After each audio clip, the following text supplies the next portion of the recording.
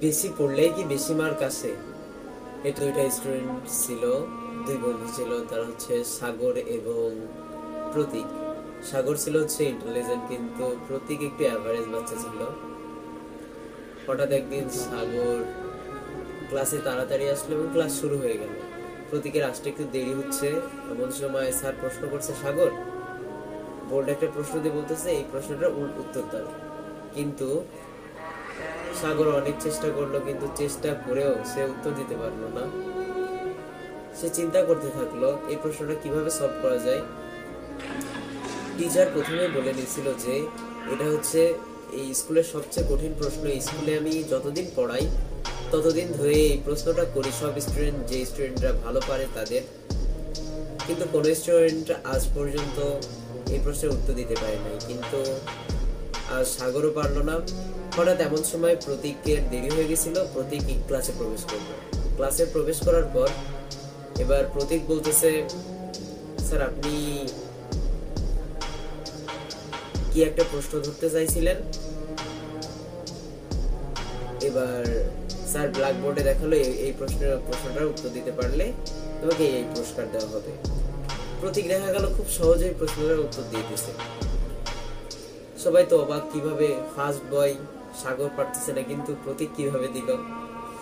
এটার কারণ হচ্ছে সাগর স্যার প্রথমেই বলছে এটা অনেক কঠিন কোশ্চেন, এই কোশ্চেনটার উত্তর কেউ দিতে পারে নাই আজ পর্যন্ত। কিন্তু প্রতীক এই কথাগুলো কিছুই জানে না যে এটা কি ফার্স্ট কোশ্চেন, এটা অনেক কঠিন কোশ্চেন।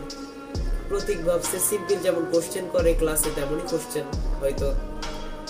কিন্তু এই কারণটা হইছে সে পারছে কারণ সে ওভার থিঙ্কিং করে নাই। যখন আমাদের পরে চাপ আসবে তখন আমরা ওভার থিঙ্কিং করবো। এই ওভার থিঙ্কিং থেকে বাঁচতে হইলে অবশ্যই চাপটা কমাইতে হবে। যতই তুমি ভালো স্টুডেন্টটা হও না কেন, তোমার প্রপার গাইডলাইন লাগবে। প্রপার গাইডলাইনের জন্য প্রথমে তোমাদের একটা জিনিস ফলো করতে হবে। প্রথম 5 ওয়াক্ত নামাজ পড়তে হবে এই 1 মাস। তুমি 1 মাস ইনশাল্লাহ 1 মাসের ভিতরে পরিকল্পনা করা সম্ভব। নিজেকে বাস্তবসম্মত উপায়ে নিজেকে পরিবর্তন করা সম্ভব। প্রথমেই তোমাকে কি করতে হবে? 5 ওয়াক্ত নামাজ পড়তে হবে। 5 ওয়াক্ত নামাজ পড়লে কি হবে? তোমার ভিতরে যে ভয়গুলো, যে ওভার থিঙ্কিং গুলো, সেগুলো আস্তে আস্তে চলে যাবে এবং কখনোই হতাশ হবে না। আল্লাহ তাআলা বলছেন ফাইন্নামাল উসরি ইউসরা ইন্নামাল উসরি ইউসরা। আগেরটা পরে বলা হয়ে গেছে আয়াত, ইন্নামাল উসরি ইউসরা ফাইন্নামাল উসরি ইউসরা, অর্থাৎ কষ্টের সাথে স্বস্তি আছে।